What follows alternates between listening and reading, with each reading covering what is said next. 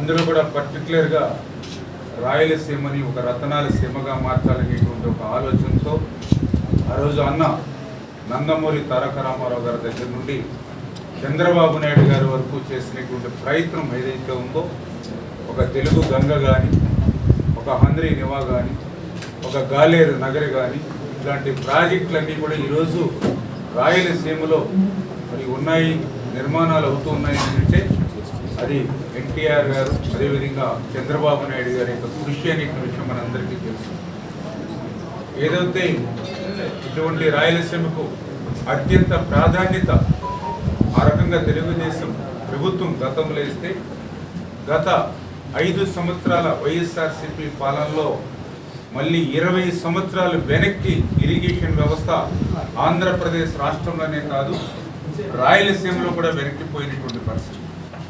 ఎందుకు నేను ఈ మాట చెప్తూ ఉన్నానంటే, ఏదైతే ఇరిగేషన్ శాఖ ఎంత ప్రాధాన్యత తెలుగుదేశం ఇచ్చింది అని అంటే, లాస్ట్ 2014-2019 5 సంవత్సరాల తెలుగుదేశం ప్రభుత్వంలో ఆ రోజు మాకు 5 సంవత్సరాల బడ్జెట్ 7 లక్షల కోట్లు ఉంటే అందులో మేము 72,000 కోట్లు ఒక్క ఇరిగేషన్కి పెట్టాం. అంటే దగ్గర దగ్గర మా బడ్జెట్లో 9.9% ఇరిగేషన్ పెట్టాం. మరి 2019-2024 వైఎస్ఆర్సీపీ 5 సంవత్సరాల్లో వాళ్ళ బడ్జెట్ చూస్తే 12 లక్షల కోట్లు. మరి వాళ్ళు ఇరిగేషన్ పెట్టింది ఎంత అంటే కేవలం 49,000 కోట్ల రూపాయలు మాత్రమే. అందులో ఖర్చు పెట్టింది కేవలం 31,000 కోట్లు మాత్రమే. అది కూడా మళ్ళీ సగం వాళ్ళ అవినీతికి పోయినటువంటి పరిస్థితి. అంటే మేము ఇరిగేషన్ బడ్జెట్లో 9.9% మేము పెడితే వాళ్ళు 2.2% వాళ్ళు ఇరిగేషన్ కేటాయింపులు చేశారని అంటే ఈ ఆంధ్ర రాష్ట్రంలో ఉన్నటువంటి రైతాంగం మీద, వ్యవసాయం మీద మరి వాళ్ళకు ఉన్నటువంటి నిర్లక్ష్యం, నిర్లిప్తత ఏంటనేది లక్షలాది మంది ప్రజల దాహార్తిని తీర్చడంలో మరి వాళ్ళు ఏ రకంగా మరి పాలన సాగిందో అదే ఒక ఉదాహరణ అనే విషయాన్ని సందర్భంగా తెలియజేసుకుంటూ, అందులో పర్టికులర్గా ఏదైతే రాయలసీమ కూడా, ఎందుకంటే మాట్లాడితే నేను రాయలసీమ బిడ్డ అని చెప్తూ ఉంటాడు, కానీ వాస్తవంగా చూస్తే మరి ఆ రోజు 2014-2019 5 సంవత్సరాల్లో రాయలసీమకి 12,000 కోట్ల రూపాయలు ఆ రోజు తెలుగుదేశం ప్రభుత్వం పెడితే ఈయన 2019-24 రాయలసీమలో పెట్టింది 2,200 కోట్ల రూపాయలు. అంటే ఎంత డిఫరెన్స్, ఎంత తారతమ్యం, ఎంత మరి భేదం ఉందనేది అదే మనకి చాలా క్లియర్గా అర్థమవుతున్నటువంటి పరిస్థితి. దానికి ఉదాహరణే మన హంద్రీ నివా.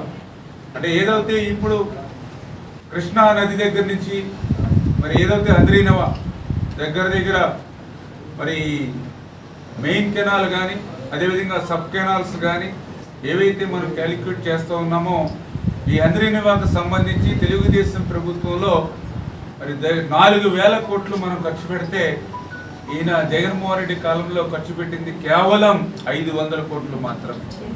అంటే ఎంత వ్యత్యాసం ఉంది తెలుగుదేశం ప్రభుత్వానికి, వైఎస్ఆర్సీపీ ప్రభుత్వానికి, పర్టికులర్గా రాయలసీమ ప్రాజెక్టులో కానీ, హంద్రీ నివాలో కానీ ఎంత వ్యత్యాసం ఉందనేది అదే ఒక ఉదాహరణ అనే విషయాన్ని కూడా మరొక్కసారి మీ అందరికీ కూడా గుర్తు చేస్తూ ఉన్నాం.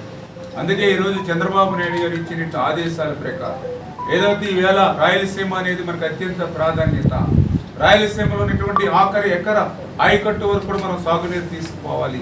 రాయలసీమలో ఉన్నటువంటి ప్రజానికానికి దాహార్తిని తీర్చడమే మన ప్రథమ ప్రాధాన్యతని చంద్రబాబు నాయుడు గారు ఇచ్చినటువంటి ఆదేశాల ప్రకారమే గత 2 రోజుల నుంచి ఈవేళ 3వ రోజుగా ఈ రాయలసీమకు సంబంధించినటువంటి ఈ హంద్రీ నివా ప్రాజెక్టును పరిశీలన చేస్తూ మరి ఈరోజు కుప్పం రావడం జరిగిందనే విషయాన్ని కూడా మరి సందర్భంగా తెలియజేసుకుంటూ, ఎందుకంటే ఈ హంద్రీ నివా అంటే మరి ఏదైతే మాల్యాల దగ్గర నుంచి ఇది ప్రారంభమవుతే దగ్గర 4 ఉమ్మడి జిల్లాలకు సంబంధించి మరి అత్యంత మరి సాగునీరులో కానీ, త్రాగునీరులో కానీ అత్యంత కీలకమైనటువంటి ప్రాజెక్టు హంద్రీ నివా. ఏదైతే గతంలో చంద్రబాబు నాయుడు గారు ఈ హంద్రీ నివా కూడా మరి 3,850 క్యూసెక్కుల నీరు వచ్చేటువంటి విధంగా ఆ రోజు పంపులు కానీ ఇవి కానీ అన్నీ కూడా ఏర్పాటు చేసినటువంటి దశలో దురదృష్టవశాత్తు ప్రభుత్వం మారిపోయిన తర్వాత మరి కొత్తగా వీళ్ళేమి శాంక్షన్ తీసుకురావాల్సింది లేదు, కొత్తగా వీళ్ళు పంపుల్ని ఏర్పాటు చేయక్కర్లా.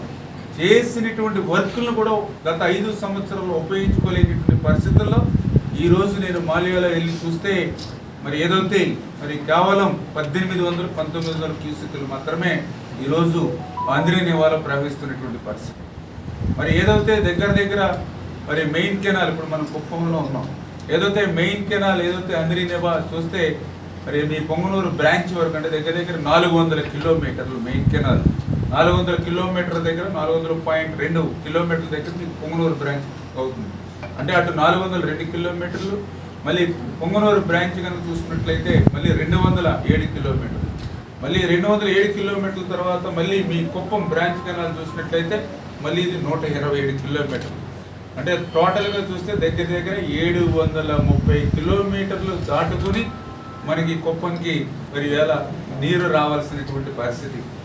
అంటే అక్కడ కేవలం 1800-1900 క్యూసెక్కులు నీరు వస్తే మరి 10-20 కిలోమీటర్లు ప్రవహించినప్పుడల్లా ఏదో ఒక ఐస్ ముక్కు పట్టుకుని మనం నడుస్తూ వెళ్తూ ఉంటే ఆఖరికి కరిగిపోయి ఖాళీ చేతులు ఎట్లా మిగులుతాయో ఆ రకంగా కడకు వచ్చేటప్పటికి ఆ రకమైనటువంటి పరిస్థితి. అందుకే చంద్రబాబు నాయుడు గారు ఏదైతే ఆఖరి మైళ్ళ వరకు కూడా సాగునీరు త్రాగునీరు రావాలని అంటే ఆ అంద్రి నివాలో ఉన్నటువంటి నీటిని కూడా మనం పెంచాలి సామర్థ్యం అనే ఆలోచనతో నేను ఆ రోజు పనిచేశాను.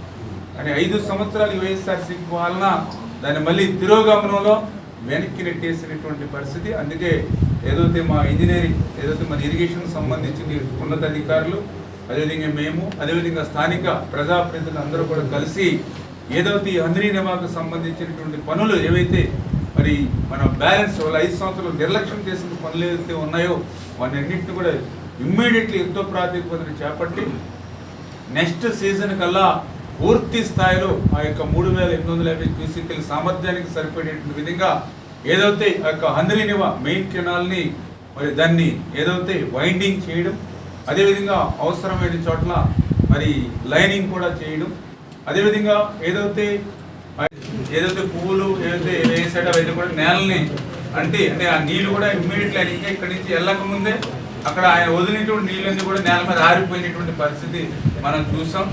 జాతర ఇవన్నీ కూడా ప్రజలు కూడా గమనించే వాళ్ళకి 11 సీట్లు ఇచ్చారు.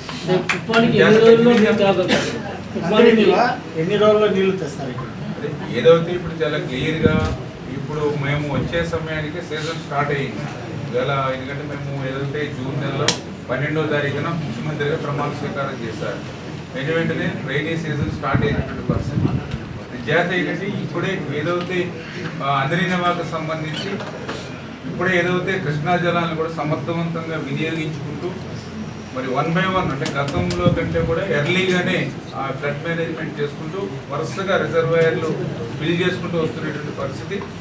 ఎంత తొందరగా వీలవుతే అంత తొందరగా ఈ సీజన్లో ఈ అంద్రి నివా వాటరు ఆ యొక్క ఏదైతే పొంగనూరు బ్రాంచ్ నుంచి కుప్పం బ్రాంచ్ వరకు తీసుకురావాలని ఆలోచన.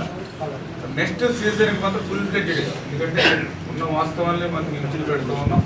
ఏదైతే గత 5 సంవత్సరాల నిర్వాహకం వల్ల, గత 5 సంవత్సరాల పాలన నిర్వాహకం వల్ల కొంత ఈ సీజన్లో కొంత ఆలస్యమైనప్పటికీ ఎంత తొందరగా వీళ్ళకంత తీసుకుని వస్తాం. మేబీ ఇంకా ఒక 30-40 రోజులు సమయం అయితే రావడానికి అవకాశం ఉంటుందని ఇప్పుడున్నటువంటి ప్రజెంట్ సిచ్యువేషన్ బట్టి మనకు అర్థమవుతున్న పరిస్థితి. కొంత ఏదైనా వాతావరణ శాస్త్రం కేరళకి తీసుకురాగలుగుతాం. కానీ నెక్స్ట్ ఇయర్కి మాత్రం ఒక సిస్టమేటిక్ అంటే ఏదో మిమ్మల్ని ఆనందపరచడానికో మిమ్మల్ని తృప్తిపరచడానికో ఒక 10 రోజులు, ఒక రోజు, ఒక నెల రోజులనో కాకుండా కనీసం ఒక సీజన్, ఒక 5-6 నెలలు మీ కళ్ళ ముందు ఏదైతే ఆ యొక్క అంద్రి నివా నుంచి ఆ పొంగనూరు బ్రాంచ్ కెనాల్ నుంచి మీ యొక్క కుప్పం బ్రాంచ్ కెనాల్లో ఆ నీరు ప్రవహించేటువంటి విధంగా అయితే ఖచ్చితంగా ఒక శాశ్వత ప్రాతిపదిక మీదే ఇవాళ మేము పనిచేస్తామని తెలియజేస్తాం. అనుసంధానం చేస్తాం.